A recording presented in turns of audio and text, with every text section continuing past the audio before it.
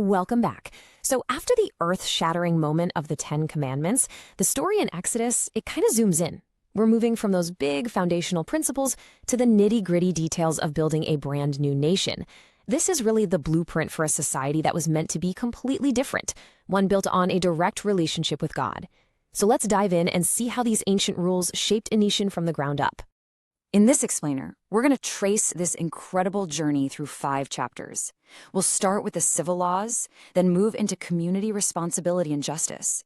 From there, we'll witness the sacred, solemn sealing of the covenant, and we'll end with the divine blueprint for a sanctuary, God's actual dwelling place on earth. All right, first up, Exodus 21. This chapter gets right down to business, laying out the civil laws that are going to serve as the absolute bedrock of Israelite society. And the focus is razor sharp: justice and personal responsibility. And look, this isn't some abstract philosophical debate. These are practical day-to-day rules for living together. The chapter details everything from the rights and terms of service for servants to the specific penalties for hurting someone, whether you meant to or not. It even covers what happens if your ox gores somebody. It's all about creating order and making sure everyone is accountable for their actions. Now this brings us to one of the most famous, and, let's be honest, most misunderstood principles in the entire Bible: eye for eye, tooth for tooth. Now, I know it might sound like this brutal call for personal revenge, but its original legal context was, well, it was actually the complete opposite. You see, this principle, known as lex talionis, wasn't a green light for vigilantism. It was a guide for judges. It created a legal standard of proportionality, making sure that the punishment fit the crime, no more and no less. In a world of endless blood feuds and escalating revenge, this was a totally radical concept of controlled, impartial justice. So here's the big takeaway from chapter 21. From the very get-go, the foundation of this new nation is justice. It's about building a community where your actions have real consequences, and where even the most vulnerable people have protection under the law. And that whole idea of accountability flows right into chapter 22. Here, the focus gets a little wider. We're moving from just personal injury to the entire social fabric, zeroing in on what it takes to restore what's been broken and to keep a community healthy. This chapter is all about making things right. If a man steals an ox and sells it, he doesn't just give one back, he has to restore 5. The penalty isn't just about punishment, it's designed to make the victim whole and to make sure the crime doesn't happen again. These laws cover everything from a fire spreading to your neighbor's field to our basic moral duties to one another. And this right here, this just brilliantly illustrates a core theme that runs through all these laws. God grounds their ethics in their own painful history. He's basically saying, hey, remember what it felt like to be powerless, to be an outsider in Egypt? Let that memory fuel your compassion. See, justice here isn't just about a set of rules. It's about empathy.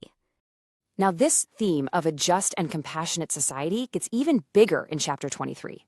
We shift from laws about property to the very integrity of the justice system, and then to the sacred rhythms of worship that will define the entire nation's life.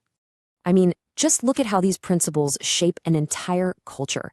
You've got commands against spreading rumors and taking bribes, making sure the legal system stays pure. But then it goes even further. You're told to show compassion even to your enemy. The law also sets up this rhythm of rest with the Sabbath, which was a radical idea that values people and even animals over constant productivity.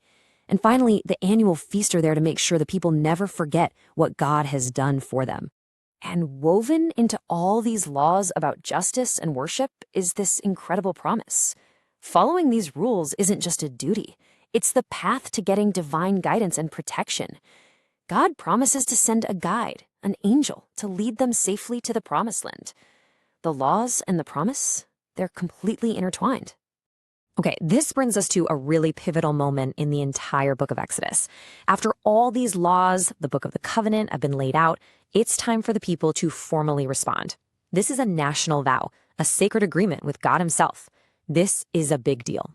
And this isn't some casual agreement. Not at all. It's a deeply symbolic and serious ceremony. Moses builds an altar that represents God's presence and 12 pillars for the 12 tribes of Israel. Sacrifices are made. Then Moses reads the very laws we've just been talking about out loud to everyone. The people all agree, and then and this is key.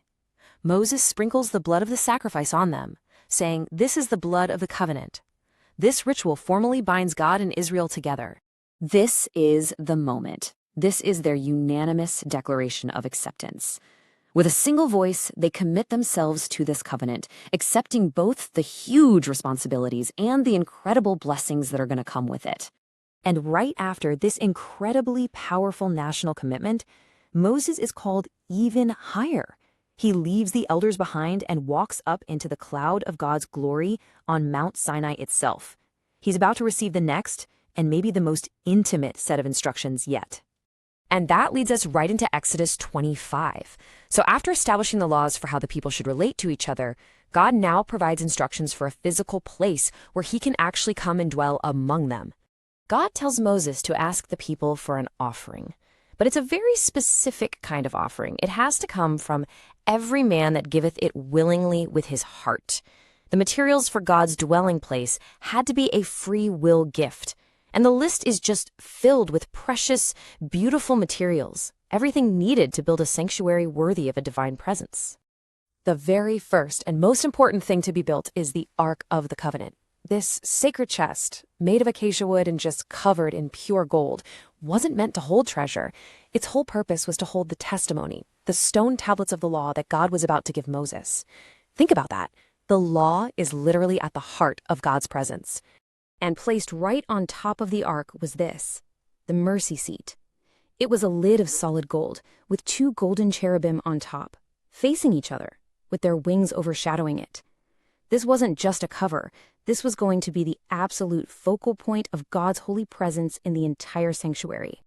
And here it is. This is the ultimate purpose of everything we have just seen. The laws, the covenant, the offerings, the construction, it all leads to this single point. God's desire isn't to be distant or far off. It's to meet, to commune, to speak directly with his people from this very spot. So when we step back and look at these 5 chapters together, this clear, beautiful progression just emerges. First, God establishes a just society through law. Then, those laws help to form a holy people through shared responsibility and worship. And finally, that holy community prepares a sacred space for God to come and dwell right in the middle of them. You know, this journey from Exodus 21 to 25 gives us this profound blueprint, and not just for an ancient nation, but really for any community that's seeking a relationship with the divine. And it leaves us with a pretty powerful question. How do we apply these principles of justice and compassion and making space for the sacred in our own lives and communities today?